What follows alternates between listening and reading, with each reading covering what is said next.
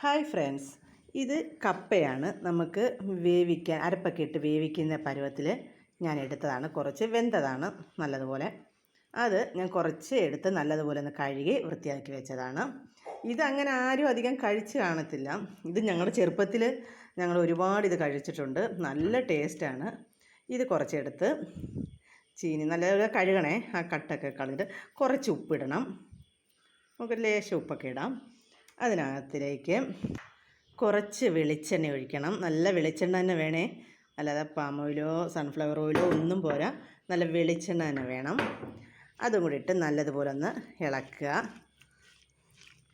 ചെറുതായിട്ടൊന്ന് മിക്സ് ചെയ്താൽ മതി. അതിനകത്തിലേക്ക് നമുക്ക് കുറച്ച് ചെറിയ ഉള്ളി വട്ടത്തിലോ എങ്ങനെയെങ്കിലും ഒന്ന് ചെറുതായിട്ട് അരിഞ്ഞിട്ടാൽ മതി. അതും കൂടെ ഒന്ന് ഇളക്കുക. പിന്നെ നമുക്ക് വേണ്ടുന്നത് ചെറിയ കാന്താരിയാണ്. നല്ല എരിയുള്ള കാന്താരിയാണിത്.